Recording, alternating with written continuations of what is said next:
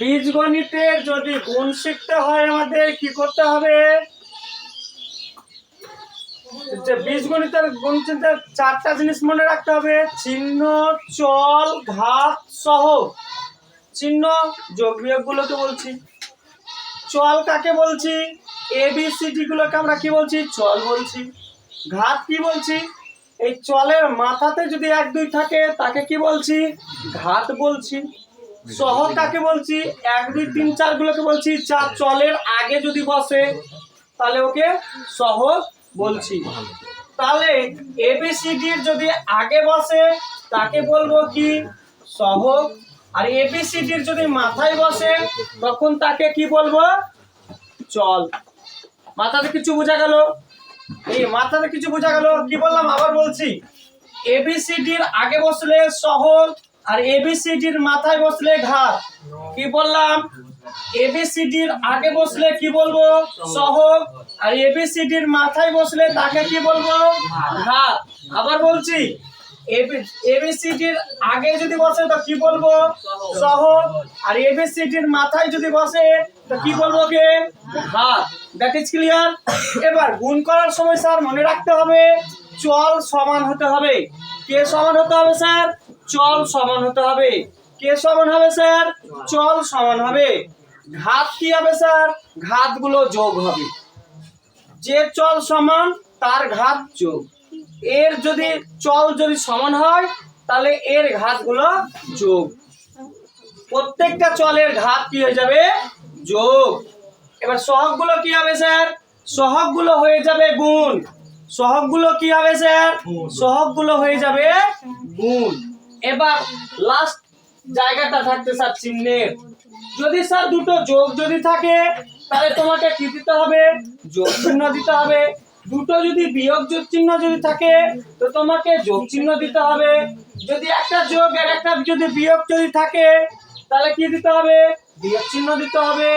একটা বিয়োগ একটা যোগ যদি থাকে তো বিয়োগ চিহ্ন দিতে হবে। আবার বলছি, দুটো যদি যোগ চিহ্ন থাকে তো যোগ চিহ্ন দিতে হবে।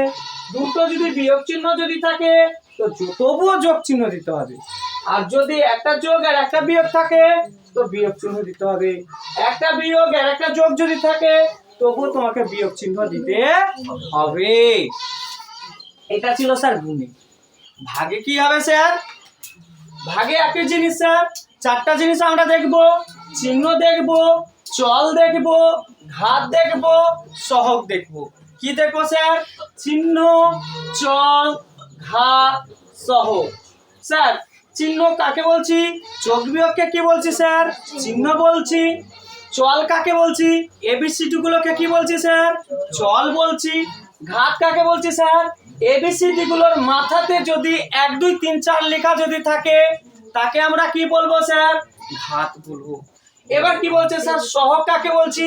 যদি ABCD যদি আগে বসে। কি বললাম স্যার? ABCD আগে যদি বসে, ABCD যদি আগে যদি বসে তখন তাকে কি বলবো? সহগ। ধরে নাও এর আগে 4 আছে, তাহলে এই 4টা হয়ে গেল কি স্যার? সহগ। কার সহগ স্যার? এর সহগ। এই যে দেখো এইটা কি আছে স্যার? চল। চলের মাথায় কি আছে স্যার? 2। তাহলে এই 2টা হয়ে গেল কি স্যার? ঘাত। এবার হচ্ছে স্যার বিয়োগ করতে গেলে কি কথা মনে রাখতে হবে স্যার? চল হতে হবে সমান। কি হতে হবে স্যার? চল হতে হবে সমান। চল হতে হবে সমান। তাহলে ঘাতগুলো কি হয়ে যাবে? বিয়োগ। চল, যে চলটা সমান হবে, যে চলটা সমান হবে, যে চলটা সমান হবে তার ঘাত হবে বিয়োগ। ধরে নিলাম এ চলটা সমান আছে, তাহলে এর ঘাতগুলো কি হয়ে যাবে? বিয়োগ। কথা বোঝা গেল? ধরলাম বি চল সমান হয়েছে, তাহলে বি চলের ঘাতগুলো কি হবে স্যার? বিয়োগ হয়ে যাবে। তারপরে সহগগুলোকে কি হবে স্যার? সহগগুলো ভাগ হয়ে যাবে। সহগগুলো কি হবে স্যার? সহগগুলো ভাগ হয়ে যাবে। সহগগুলো কি হবে? ভাগ হয়ে যাবে। এবার চিহ্নের পালা। চিহ্নটা কি করব স্যার? দুটো যদি যোগ থাকে তো যোগ, দুটো বিয়োগ যদি থাকে তবুও যোগ, একটা যোগ একটা বিয়োগ যদি থাকে তো বিয়োগ, একটা বিয়োগ একটা যোগ থাকে, তবুও হবে কি স্যার? বিয়োগ। এই কথাটা সবসময় মাথায় রাখতে হবে স্যার, যে যে চলটা সমান হবে, যে চলটা সমান হবে, ধরে নাও বি চল সমান হলো, তাহলে বি চলের মাথাতে যেটা ঘাত আছে, যদি গুণ যদি থাকে তাহলে ওকে কর যোগ, আর যদি বিয়োগ যদি ভাগ যদি থাকে তাহলে ওকে কর বিয়োগ। ক্লিয়ার এটুকু? আর সহগগুলো কি হবে স্যার? সহগগুলো কি হবে? সহগগুলো গুণ থাকলে গুণ আর ভাগ থাকলে ভাগ। চিহ্নগুলো কি হবে স্যার? দুটো যদি যোগ থাকে তাহলে যোগ, যদি দুটোই বিয়োগ থাকে তবুও কি হবে? যোগ। দুটা যোগ থাকলো যোগ, আর দুটো বিয়োগ থাকলো যোগ। ক্লিয়ার? আর একটা যোগ একটা বিয়োগ থাকলে বিয়োগ, আর একটা বিয়োগ আর একটা যোগ থাকলো বিয়োগ। এইটি কথা মাথায় রাখতে হবে। তাহলে যোগ, বীজগণিতের গুণ ভাগ কখনো ভুল হবে না। আর এই কথাটি যদি ভুলে যদি যাস তাহলে হয়ে যাবে। তাহলে এখানে একটা জিনিস আছে স্যার, যোগ বিয়োগের সঙ্গে গুণ ভাগের একটু কি আছে স্যার? তফাৎ আছে।